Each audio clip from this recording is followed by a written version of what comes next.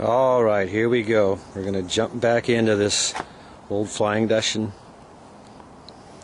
I can't even speak. Alright, here we go. It's been a long cold winter up here in the Pacific Northwest, and I've rolled the old Flying Dutchman back out of the garage. So here she sits as I left her last fall after I got done doing my driveway paint job. And we'll put a link on here if you want to see how that worked out, so you can learn what not to do. Anyway, we're starting to lay out this stripe here. So I'll tell you the story about that as we keep on working. So yeah, I'm Chuck Fasst, and this is the Dutchman here. And the way the story goes is I did all this body work on the car. It was quite the odyssey, and it needed to be painted. And couldn't afford a $15,000 paint job, the kind of paint job this car really deserves. But so I just went to work in my driveway, and we're trying to make this car presentable enough to get it out there and do some competition with it. This is a dual-purpose car. First thing it's going to see is a little drag racing, and then you want to get into some pro touring action with it. Do some crazy stuff with the car. Some of the parts and pieces that went into this car you could see in the earlier videos. I could put a link down here. You guys can click on that anytime, even at the end. I'll have it there, and you can just back the video up a little bit, and you can click that link and go to the series of tapes that are out there on this thing. So what I'm doing here is I painted this car two-tone, and I've got this metallic gray down here. This is actually an enamel. And I got this is a one-stage enamel, and this is a two-stage base coat clear coat enamel. It's Sherwin-Williams paint. Anyway, I went over all the different ideas for how to get a stripe on the side of this thing, because I wanted a pretty big, visible stripe on it. And there's several vinyl decal companies, either they couldn't do it or they totally flaked out on me. So we're going to see what Duplicolor can do here. I've got some Duplicolor paints, and I decided I'm just going to paint this myself and see what we come up with. I'm going to put some blue in here to signify the Flying Dutchman. Part of my history is I was sailing ships up till recently, when I got a bit old for that, and through a veterans program I ended up back in college, of all things, and been so busy I haven't been able to touch this car. So now I finally got a little time to work on it. I've rolled it out in the driveway, got it running again after the winter, and the weather forecast is calling for rain a little later. So I'm just going to try to lay this thing out, take a look at it, and see what it looks like. And see, this is what I want to do with it. And then I want to go get some lettering done at the vinyl decal place. So I still need to have lettering. So essentially what I'm doing here is I'm going to have the main stripe, which is about 1 3/8 inches starting off here on the fender. I'm going to have like a 1/4 inch like pinstripe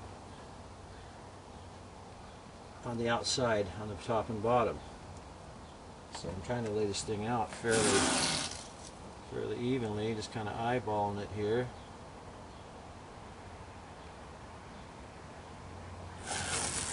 So a lot of times I end up pulling this tape back up as I try to get it right. Then I have to stand back and look it over. I don't know, what do you think? Does it look very straight? It looks pretty straight to me, actually. This might not be bad. What I do is I keep looking at it and looking at it. So anyway, we're going to keep laying this down. I'm going to lay it on both sides. We're going to take a look at it. The stripe is kind of like, might kind of resemble the old Yinko stripe, but not quite. Actually, probably going to end up looking more like a stripe you might have seen on a Mopar in days past. But whatever, it's going to be my stripe. So we'll see.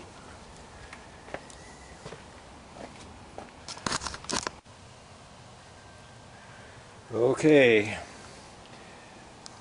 I'm about ready to start scuffing it now. I've redone the stripe a few times, changed it around a little bit here, gave it some margin here on the front and back. And we're going to go over here and we're going to sit down and start scuffing on this thing. We got a bit of a breeze kicking up now as we get into evening. But here we go. There comes a time when you have to grit your teeth and just start sanding up their nice shiny paint you put on there.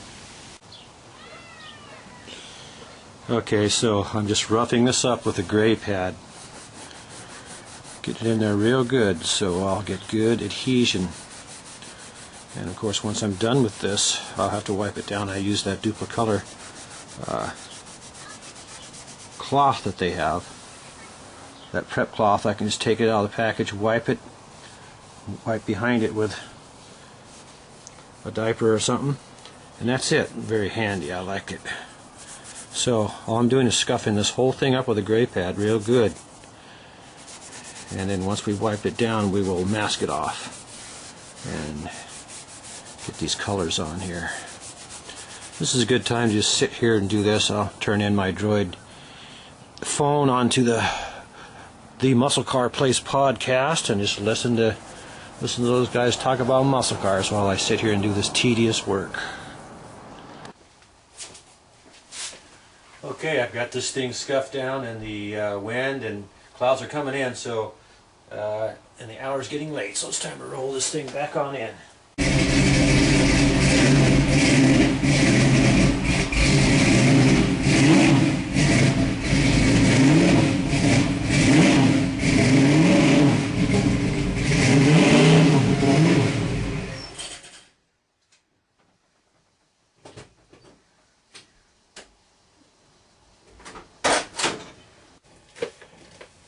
Okay, I have the whole thing masked up and stuffed into this little teeny garage as we work into the night here. Put my first mist coat of primer on the thing. Got the primer sealer here I'm putting on it. Okay, I'm working into the late hours here. What I've done here is I've got it all primered now. Got a couple coats on there. It's all nice and dry. Been drying for an hour. I went ahead and taped off the outside the pinstripe because it's going to be a different shade. So I've covered it so I can just work on the inside stripe here, which I'm going to start putting the blue on. And then I'll put that metallic clear over the top. And then I'm going to let that dry real good and work on the rest of the stripe tomorrow. And then try to get this one side of the car painted, and then I have to get some lettering on it, and that's going to take a couple days to have that done. Okay, now the hour's really getting late. I'm working on the quarter panel. I went ahead and masked off the part that I painted blue. I pulled up the tape that was covering the pinstripe, so I'm going to go ahead and put this passion purple on the pinstripe. And because I want to have this tomorrow all nice and dry, because I'm going to have an example of the lettering. I want to see how it looks and make sure on the colors and things like that. You know, this stuff really comes out of the can.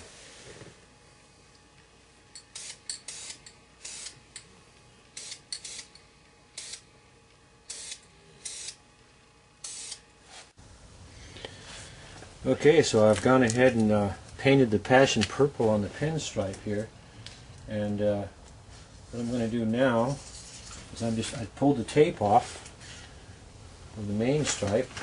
I'm reusing the tape to tape off the purple now. So I need to cover up the purple stripes, and then I'll be shooting the blue in the middle here. This is a basic stripe, but I would say if you're just a regular, if you're not an expert, plan on a day for each stripe. It's taken me a full day, solid day, to do each side of this car, and that's not to mention if you're doing lettering or any other custom stuff, or you're planning, implementing, running around for products and all the rest, which you can just add on hours for all of that. So So I try to do this within an hour or so while all the paint's curing and everything. And so I'm going to be shooting about 3 coats of this blue on in the middle, and then I'm going to take the cover off and take the tape off here, and then the whole thing's going to get the clear Effex sprayed onto it. Alright, I'm continuing on with this. I'm using the clear Effex on it now. I put about 3 coats of this on here. I've already done all the purple stripe all the way around, and I've wiped it down with the Duplicolor prepped rag, and then I sprayed some of the Adhesion Promoter on there just to make sure I get a good adhesion with this. I'll be using that a little bit more later. I was just talking to the fellows at Duplicolor, and when I put my vinyl letters in the stripe here, I'm going to want to use that stuff over those vinyl letters to enhance the adhesion when I put my final coat of this stuff over the top of everything. I don't know how many people are going to like this stripe. I know some people won't, but maybe we'll get them talking about it, and then we'll just go from there.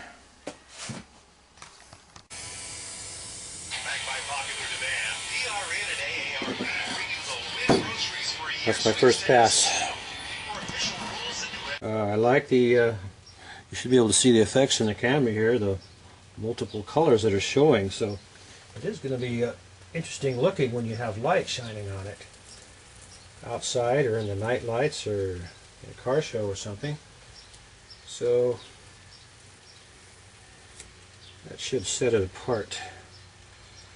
Anyway, for a garage driveway job, this is what we're coming up with, and we will come back and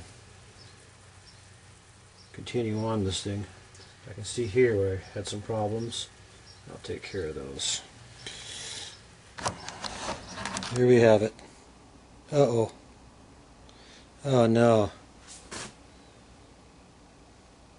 What's that?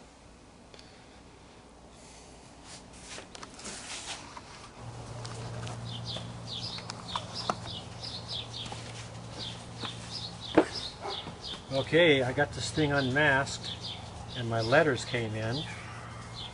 So I'm starting to apply those and clean up around the area. These little Duplicolor little prep cloth works good to get right in here and get these little nubs off the edges from the adhesive and so forth. You do it very lightly though.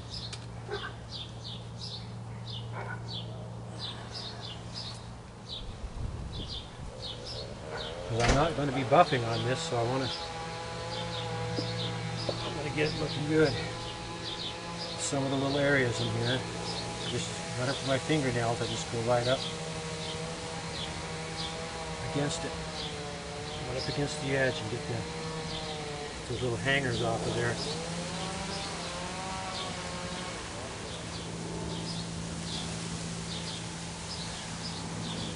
I don't know if you can see these little tiny air bubbles in my lettering. I just take a little pin. You'll get these little air bubbles when you put on these vinyl letters. So what I do is just take a little needle and stick a little tiny hole where these bubbles are. And then I can take and work them out with my squeegee.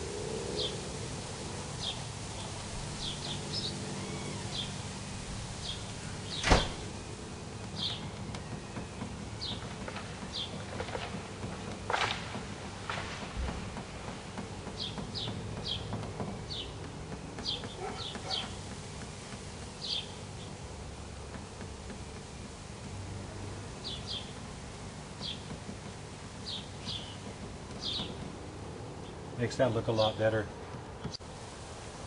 So I'm just going to continue cleaning up here and applying all the rest of my letters and so forth.